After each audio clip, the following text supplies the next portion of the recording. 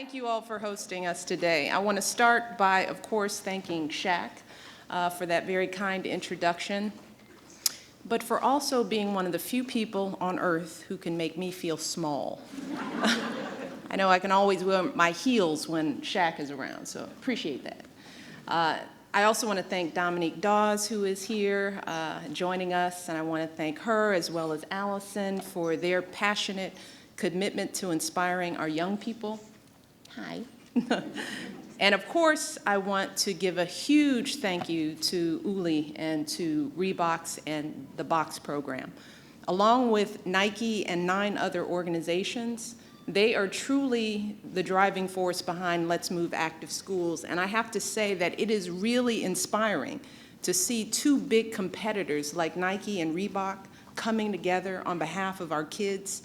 And I truly look forward to seeing more companies join our efforts to get our kids moving. I also want to thank Chancellor Henderson for her leadership in signing up the entire DC Public School District for Let's Move Active Schools. And I hope that every school district in America will follow DC's lead. And finally, I want to thank all of you who have come here today. You all have devoted your lives to educating our children. And as we begin this new school year, I know that as always, you're going to be working hard to engage and inspire your students and prepare them to succeed in school and in life. And that's really why I wanted to be here with you today, because more than anything else, that's what Let's Move is all about. That has been our goal right from the very beginning, to ensure that all of our children grow up healthy and have the bright futures we all know they deserve. Now, back when we first started Let's Move, I have to be honest with you, I had a few doubts about how much we could actually accomplish. The problem of childhood obesity was so complex. The statistics were staggering, and so many people were skeptical about our chances to make a real difference. You know, we were told that people wouldn't change because they're too set in their ways. We were told that companies wouldn't change because selling bad food is good business. We were told that kids wouldn't change because they would never eat healthy food, so why bother? But let me tell you, there were plenty of times with all that drumming around that I had to ask myself, can we really make a difference here? Well, today, just 3.5 years later, we now have an answer to that question. And the answer is yes. Yes, we can. I just look at the numbers. Between 2008 and 2011, for the first time in decades, you hear me? For the first time in decades, obesity rates among low-income preschoolers dropped in 19 states and territories across this country.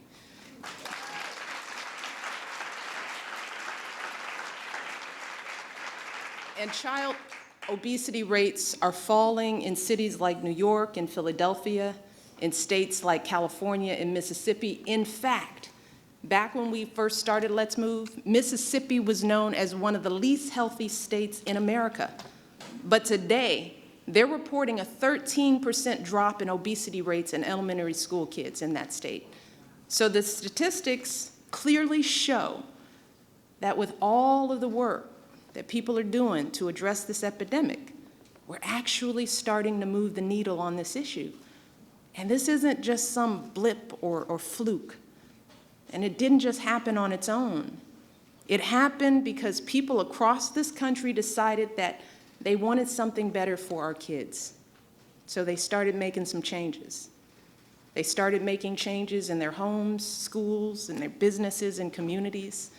They started making changes in laws and policies, and today we're seeing the results, the kind of results that we could never have imagined when we first started out. For example, turn on the TV, and instead of seeing nothing but ads for greasy fried foods, you'll actually see fast food ads for egg white breakfast sandwiches and chicken wraps bursting with lettuce. Sit down for a meal at Red Lobster or Olive Garden, and you'll find kids' menus filled not just with nuggets and fries and soda, but with veggies and fruits and whole grains and low-fat milk. Stop by your local Walmart, and you'll no longer have to search for healthy options. But you can find aisles packed with affordable fresh produce, with prominently placed products with reduced sugar, fat, and salt. We're seeing changes in our cities as mayors are building grocery stores in underserved neighborhoods, refurbishing playgrounds and bike paths so that kids have safe places to play. We're seeing changes in our armed forces as military leaders have grown tired of dealing with skyrocketing costs associated with training overweight and out-of-shape recruits. So they're starting to serve healthier food on their bases. They're educating their troops about nutrition because they realize that this issue doesn't just affect our health, it affects our national security. And as all of you know, our schools are stepping up too. You all are growing gardens, installing salad bars, replacing fryers with steamers. And parents are leading the way at home, adjusting those portion sizes, reading those food labels, and thinking really hard about the foods they cook and order and buy for their families. And because we as adults have started to act, because we as adults have started to invest our time and energy and resources into solving this problem, our kids are starting to get it too. I can't tell you how many stories we've heard about kids who worked in a garden at their school or church and then ran home and requested vegetables for a snack. Or they saw a cooking demonstration in the cafeteria, and that night they asked their parents to bake their dinner instead of frying it. I even visited a child care center right here in DC where I watched toddlers happily devour a meal of grilled tilapia, mixed salad, green beans, and skim milk. These were kids 2, 3 years old. The center was located in a struggling community right here, but the staff made serving healthy food a top priority. They even employed a local chef. Let me tell you, those kids cleaned their plates. They did it because they were used to getting nutritious food every day. It was all they ever knew. So they were happy and satisfied. And since we've started Let's Move, 10,000 child care centers across America have committed to serving healthier food like this to our youngest children so that they get off to the right start. So make no mistake about it, we are changing the conversation in this country. We are creating a cultural shift in how we live and eat. And our efforts are beginning to have a real impact on our children's lives. But I also want to be very clear that while we're finally beginning to make some progress, we still have a very long way to go before we solve this problem. But right now, we are truly at a pivotal moment. Do you hear me? A tipping point when the message is just starting to break through, when new habits are just beginning to take hold, and we're seeing the very first glimmer of the kind of transformational change that we are capable of making in this country, us. And if we keep pushing forward, we have the potential to transform the health of an entire generation of young people. We can do that. And that's where all of you come in. Because as educators, you all play such a pivotal role in this effort. I mean, our kids spend more than half their waking hours each day with you in your schools. Thank you. And many of them eat 2 meals a day at school, which means they get more than half their daily calories from those meals. And while we as parents are the first and most important role models for our kids, educators are not far behind. And that was certainly true for me back when I was growing up. Let me tell you, I vividly remember the words of some of my earliest teachers as far back as 1st and 2nd grade. What they taught me often meant as much as what I was learning from my parents at home. And many of those lessons are still ringing in my head today. You all have so much influence over our kids. And you aren't just teaching our kids important lessons in the classroom, but you're teaching them important lessons in the gymnasium and the cafeteria as well. Because with every meal you serve here in these schools, with every moment of physical activity you work into their day, you are teaching our kids habits and preferences that will last them a lifetime. And I know it's not always easy to get your students to do the right thing. I know that kids occasionally grumble about eating healthier food. But look, that is to be expected, because frankly, that's what kids do, including my own kids. They want what they want when they want it, regardless of whether it's good for them or not. And when they don't get what they want, they complain. That's their job. But we have to remember that it's our job as responsible adults in their lives to make the hard decisions to keep them healthy. It's our job to say, no, you cannot have a candy bar for breakfast. And yes, you have to eat some vegetables every day. And no, you can't sit around playing video games all day. Go outside and run. That's our job. That's on us. Hey, kids complain about everything. Many kids complain about having to learn math or science, right? They complain about having to read a book or write a paper on a topic they don't like. But as educators and parents, we don't just give in and say, well, okay, no more homework, no test tomorrow, you're off the hook because you're sad about it. We wouldn't dream of doing that, because we know that learning how to add and subtract and read and write, these things aren't negotiable. We know that they need those skills in order to succeed in life.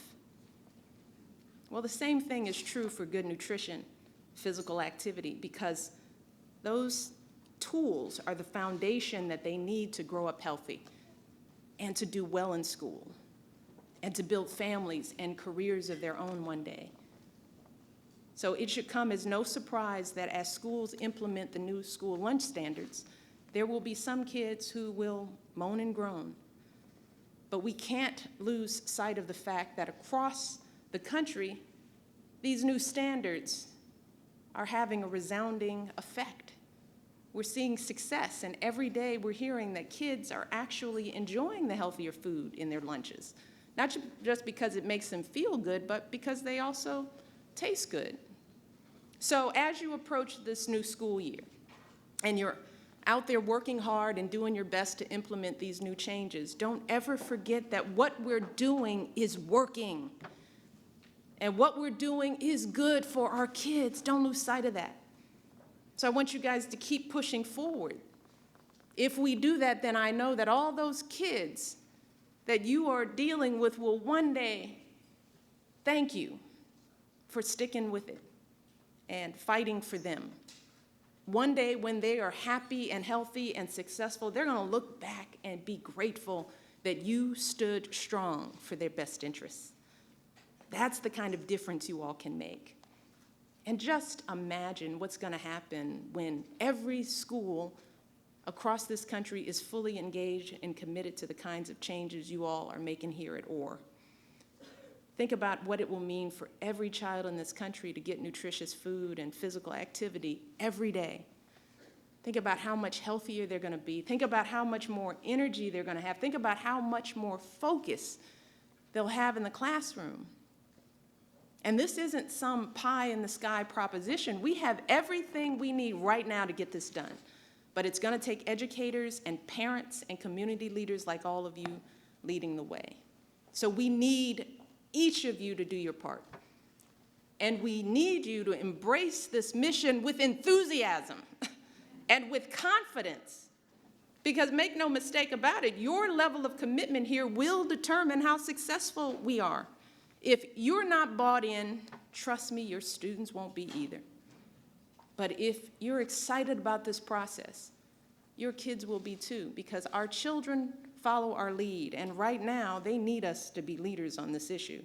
They need us to guide them just as we do in so many other aspects of their life, because all signs show that what we're doing is working, and we're right on the cusp of something big and lasting. So we cannot allow ourselves to get tired or distracted or to feel inconvenienced. We cannot pull back just as we're starting to make headway, because if we do that, if we take our foot off the gas pedal for 1 second, we will slip right back to where we started. Instead, we need to double down. We need to be energized and inspired on behalf of our kids. We need each of you to go back to your principals and your superintendents, to your teachers and your schools today, and keep pushing them to implement those new lunch standards. We need you to get your kids excited about having better food in their schools, engage them in creating the menus that they like and learning about what's on their plates and what they enjoy eating.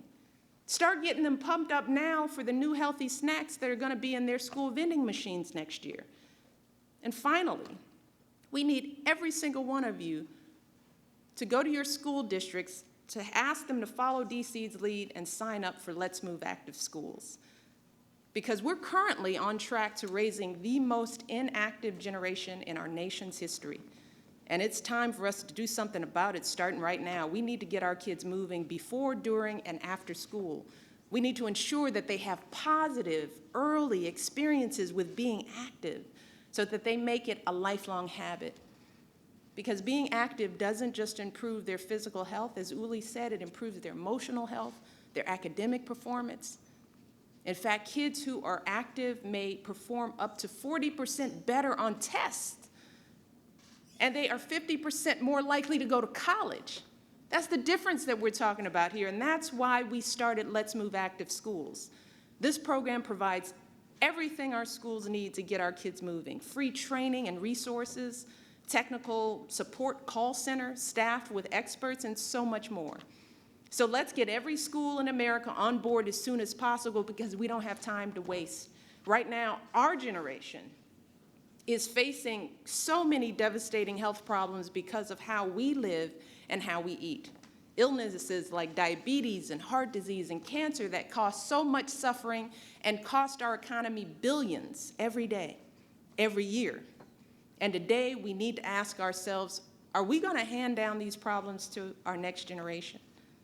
Or are we going to do what we've always done in this country and leave something better for our children and our grandchildren?